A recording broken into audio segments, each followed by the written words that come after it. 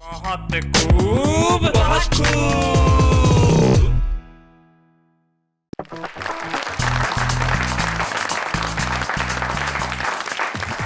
Good evening, ladies and gentlemen. This is your friend Shailesh Lodha. अब आप कहेंगे कि भाई शैलेश जी को अचानक ये क्या हो गया, भाषा कैसे बदल ली? देखिए, भाषाएं सब एक जैसी होती हैं, कोई फर्क नहीं पड़ता। चाहे आप हिंदी बोले, अंग्रेजी बोले, उर्दू बोले, आपके अर्थ बिल्कुल ठीक ठाक होने चाहिए।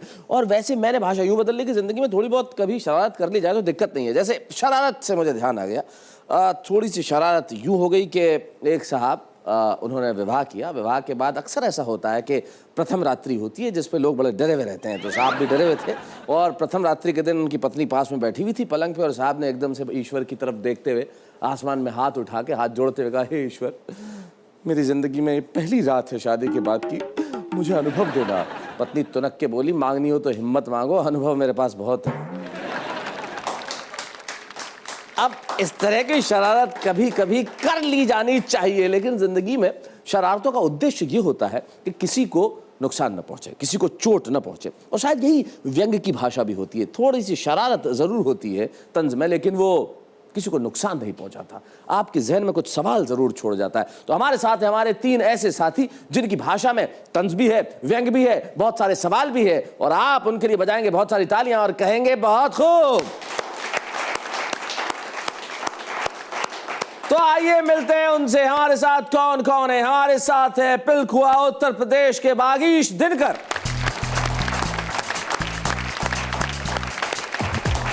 आइए वागीश, कैसे हैं आप? मैं बहुत अच्छा हूँ। ठीक है, बहुत खूब, आनंद में है? बहुत खूब। वागीश दिनकर वीर रस के एक बड़े श्रेष्ठ कवि हैं और भाषा पे इनकी गहरी पकड़ है। आइए आपका साथ देने के लिए आ रहे हैं बरेली उत्तर प्रदेश के आनंद गौतम। नमस्कार गौतम जी, ऐसा लग रहा है जैसे आप किसी प्रोडक्ट की मॉडलिंग करके तुरंत निकल के आ ही रहे हैं। मतलब ऐसी चमक आपके चेहरे पे है, आपके वस्त्रों से, वेशभूषा से, आचार विचार से और बॉडी लैंग्वेज से ऐसा महसूस होता है कि किस प्रोडक्ट का मॉडलिंग कर रहे थे? पेन की।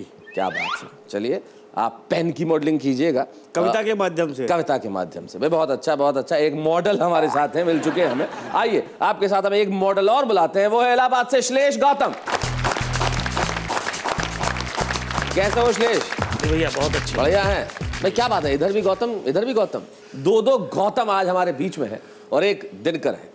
अब देखिए, गौतम में तम है और दिनकर वो होता है जो तम को हर लेता है। क्या बात है, क्या बात है। तम को हरने वाले भी और गौतम भी जो दुनिया भर को ज्ञान बांटते हैं। तो आइए एक बार आप तीनों के लिए कहते हैं बहुत खूब। क्या बात है। तो हमारे साथ है श्लेष गौतम, हमारे साथ है आनंद गौतम और हमारे साथ है वागीश दिनकर। ये तीनों अपनी अपनी विधा में पारंगत लोग हैं और आज की महफिल में कुछ ऐसा रंग जमाएंगे कि आप घर बैठे कहेंगे भाई क्या बात है, मजा आ गया। तो इस महफिल को ज्यादा देर में इंतजार नहीं कराना चाहता, तो सबसे पहली क्षमा मैं जो रोशन करना चाहता हूं, मैं चाहता हूं कि आनंद गौतम जी यहां आए और बताएं कि वो पेन की मॉडलिंग किस तरह से कर रहे हैं। जरा जोरदार तालियां।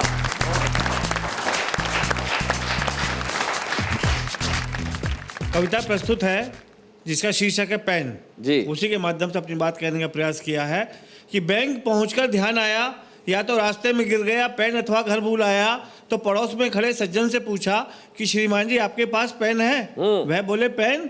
कौन सा pen? Camlin, Kingson, Medico, Sagar, एट्सजेड, ball pen, ink pen, sketch pen, Indian अथवा इंपोर्टेड, कैसा पेन चाहिए? मैं थोक का व्यापारी हूँ, मेरी दुकान पर आइए। बहुत अच्छे भाई, क्या बात, बहुत बढ़िया, बहुत बढ़िया, बहुत खूब, बहुत खूब, क्या बात है।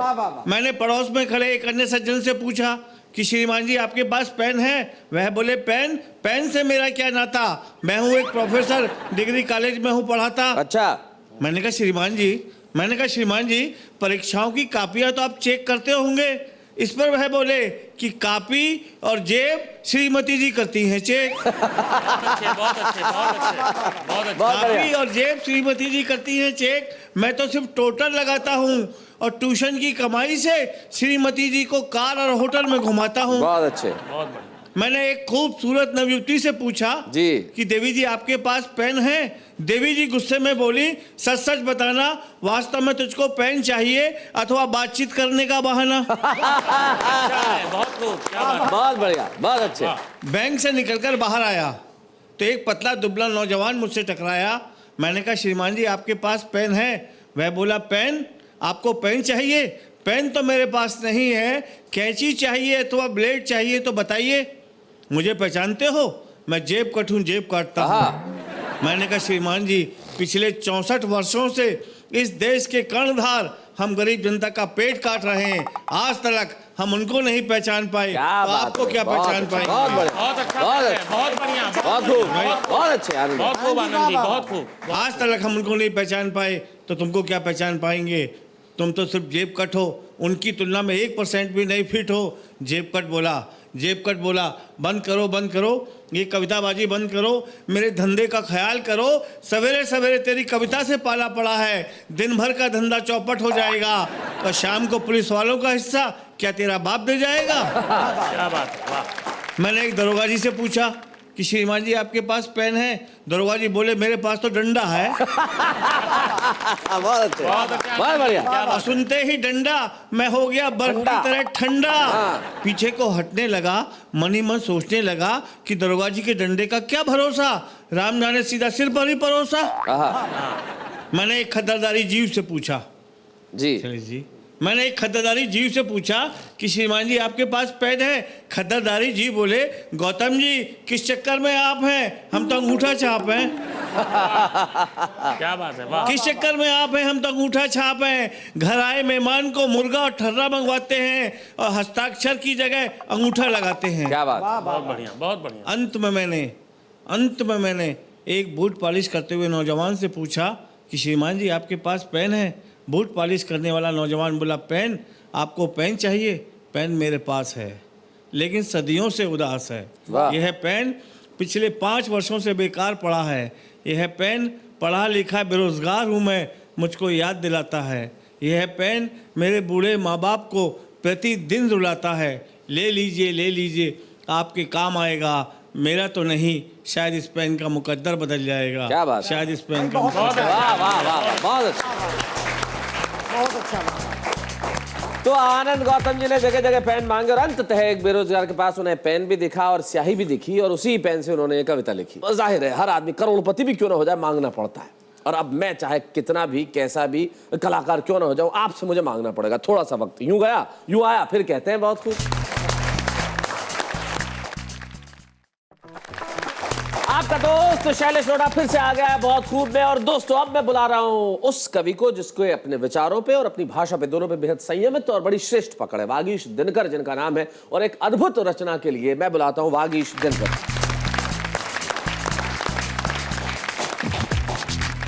आप सबका हार्दिक अभिनंदन करता हूं।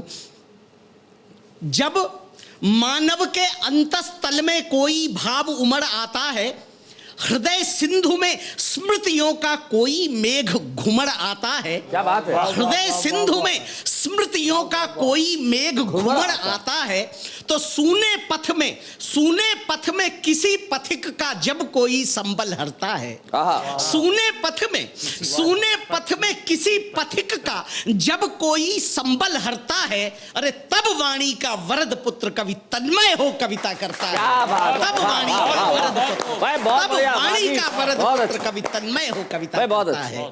तन्मय हो कविता करता है। निवेदन करता हूं, सुनते हैं कवि अपने युग का सच्चा प्रतिनिधि होता।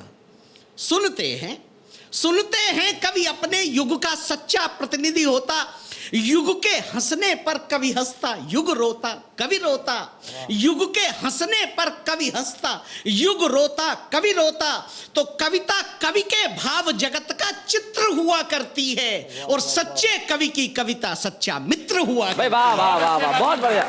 सच्चे कवि की कविता, सच्चे कवि की कविता सच्चा मित्र हुआ करती है। तो कविता वैभव के विलास में संयम सिखलाती है। कविता वैभव के विलास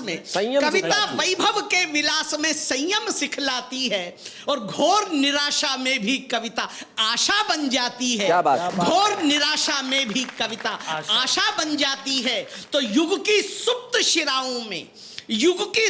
सुप्त शिराओं में कविता शोणित भरती है और वह समाज मर जाता है जिसकी कविता डरती है। क्या बात है, युग के सुप्त शिराओं, बहुत अच्छे। युग के सुप्त शिराओं भाई, बहुत में बढ़िया। कविता शोणित भरती है और वह समाज मर जाता है जिसकी जिसकी कविता डरती है। तो ठकुर सुहाते गीत सुनाना कवि का धर्म नहीं है। ठाकुर सुहाते, ठकुर सुहाते गीत सुनाना कवि का धर्म नहीं है।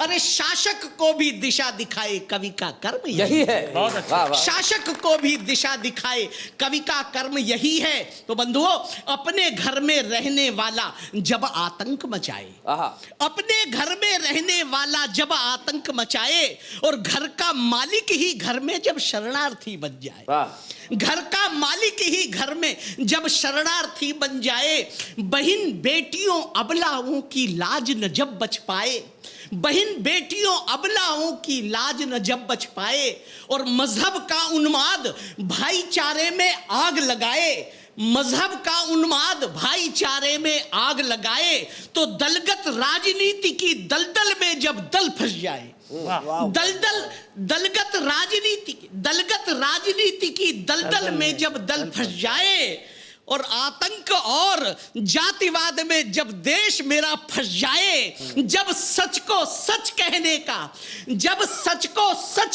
का साहस समाप्त हो जाए, दूभर हो जाए जीना, विष पीकर मरना भाए, तब कविता नूतन युग का निर्माण किया करती है। तब कविता नूतन युग का निर्माण किया करती है। और बंधुओं, तब कविता नूतन युग का निर्माण किया करती है। निर्बल को बल, प्राणहीन को प्राण दिया करती है। निर्बल को बल, प्राणहीन को प्राण दिया करती है। तो कविता जन जन को विवेक की तुला दिया करती है। आपके लिए विशेष रूप से सबको समर्पित करता हूं। कविता जन जन को विवेक की तुला दिया करती है। और बंधुओं, कविता मन मन के भेदों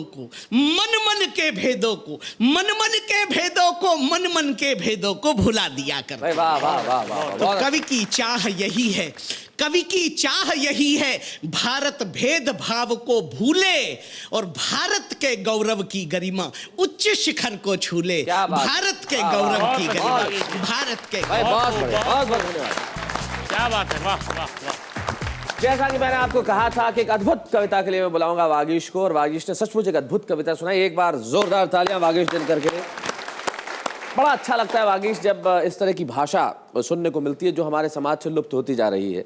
ये हमारी सच्चाई है कि हम हमारी भाषाओं को भूलते जा रहे हैं, हमारे शब्दों को भूलते जा रहे हैं, और हमें इस बात का गर्व है कि बहुत खूब ये काम करता है कि हमारी भाषा भी जिंदा रहे, हमारे शब्द भी जिंदा रहे और हमारी कविता जिंदा रहे। और कविता को जिंदा रखने के लिए जितने भी प्रयास होंगे बहुत खूब करेगा। उसमें प्रयास अगला ये है कि अगले सेगमेंट में हम सुनवाएंगे आपको एक शानदार कविता। तब तक इंतजार कीजिए। बहुत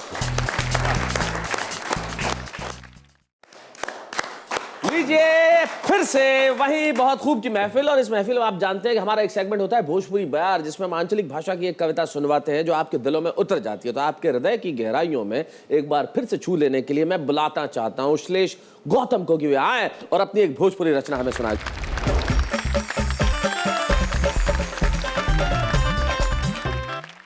भोजपुरी बयार के साथ साथ भैया चुनावी बयार भी इसमें यूपी में बह रही है जी। और एक कवि का जो प्रेडिक्शन है कि चुनाव के बाद क्या तस्वीर उभर के आएगी, उस पर यह कविता है कि नाही बनल सरकार केहू का मौका नहीं मिलल, नाही बनल सरकार केहू का मौका नहीं मिलल, कौनो दल या गठबंधन के बहुमत नहीं मिलल, कौनो दल या गठबंधन के बहुमत नहीं मिलल। शुरू हो गए जोड़ तोड़ कर नाटक उहे पुराना, शुरू हो गए जोड़ तोड़ कर नाटक उहे पुराना, एक से एक जुगाड़ू जुटना टूटल हर पैमाना। क्या बात है। एक से एक जुगाड़ू जुटना टूटल हर पैमाना, भैल फैसला जैसे भी हो अब सरकार बनावल जाए, बातचीत से जे ना माने धमकावल लतियावल जाए। क्या बात है, बहुत अच्छा। बातचीत से जे ना माने धमकावल लतियावल जाए। और देखिए धन का प्रयोग की बड़े बड़े उद्योगपति फिर थैला बांटे लगना, बड़े बड़े उद्योगपति फिर थैला बांटे लगना, लोभ का कांटा फेंक फेंक के मछली फांसे लगना। क्या बात है। लोभ का कांटा फेंक फेंक के मछली फांसे लगना, उनसे भैल रहे ई वादा राज बाप का होई। उनसे भैल रहे ई वादा राज बाप का होई, जैसन चाहिबा ओइसन भैया बजट आपका होई। क्या बात है, वाह वाह। जैसन चाहिबा ओइसन भैया बजट आपका होई। और देखिए किसी तरह का सिद्धांत प्रिंसिपल काम नहीं आते, रीत नीत सिद्धांत ए भाई हवा हो गए पल में। रीत नीत सिद्धांत ए भाई हवा हो गए पल में, कौनो फर्क बचल ना भाई निर्दल में और दल में। वाह वाह वाह। रीत नीत सिद्धांत ए भाई हवा हो गए पल में, कौनो फर्क बचल ना भाई निर्दल में और दल में। एक दूसरे के कल तक जे कोसत और गरियावत रहे, एक दूसरे के जे कल तक कोसत और गरियावत रहे, आज देखा एक कै थारी में जम के ऊंचापत हुए। आज देखा एक कै थारी में जम के ऊंचापत हुए। और देखें कि सबकी अपनी अपनी क्या मंशा होती है इन नेताओं की, कि अलग अलग फरमाइश सबकर अलग अलग हो किस्सा। अलग अलग फरमाइश सबकर अलग अलग हो किस्सा, सबके मन में यह चिंता केकर कितना हिस्सा। क्या बात है, वाह। अलग अलग फरमाइश सबकर अलग अलग हो किस्सा, सबके मन में यह चिंता केकर कितना हिस्सा। केहू के मंत्री पद चाही त केहू के पैसा, केहू के मंत्री पद चाही त केहू के पैसा।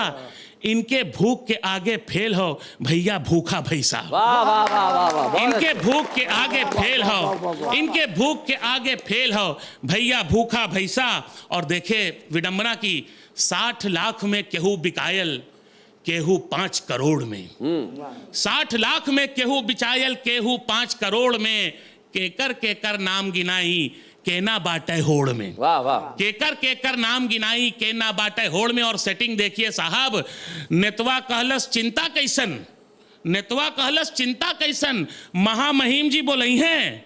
नेतवा कहलस चिंता कैसन महामहिम जी बोलई हैं, दिल्ली के कह देली खबर हम वरना वापस जाई हैं। दिल्ली के कह देली खबर हम वरना वापस जाई हैं। बहुत बहुत बहुत अच्छे। अवसरवादी राजनीति पे श्लेष गौतम ने अपनी सटीक टिप्पणी की। सचमुच देखिए, मुझे लगता है कई लोग कई बार कहा करते हैं मुझसे कि कवियों के पास क्या नेताओं और राजनीति के अलावा कोई और विषय नहीं होता, हमेशा इस पे कविताएं सुनाते हैं। किसी को अच्छा नहीं लगता सियासत पे, राजनीति पे, नेताओं पे कविताएं लिखना, उन्हें गालियां देना, लेकिन सच को अगर सच न कहा जाए, जैसे वागीश दिनकर ने अपनी कविता में कहा, तो फिर वो कविता नहीं है। कविता का अपना कर्म है, अपना धर्म है, और कविता का अपना कर्म है और धर्म है। शायद इसी मर्म की वजह से वो कविता लिखता है और राजनीति और सियासत के लिए कहना पड़ता है। सचमुच जब इस तरह से बिकाऊ राजनीति होने लगी, तो मैं आपसे जाते आते एक शायर का शेर मुझे याद आता है कि कितनी असीम पीड़ा में उन्होंने भारतीय राजनीति के प्रति या किसी भी राजनीति के प्रति ये शेर कहा होगा। इसमें एक पीड़ा झलकती है जो उन्होंने कही। उनकी पीड़ा इस शेर में मैं आपको सौंप के जाना चाहता हूं। कोई कवि नहीं चाहता कि वो राजनीति को गालियां दे, लेकिन अगर सच सामने है तो ये तो हो नहीं सकता कि आप मुंह फेर लें। तब जाते जाते एक मकबूल शायर का एक शेर मुझे याद आता है। वो कहते हैं, खुदा महफूज रखे मेरे बच्चों को इस सियासत से। खुदा महफूज रखे मेरे बच्चों को इस सियासत से। ये वो औरत है जो उम्र भर पेशा कराती है।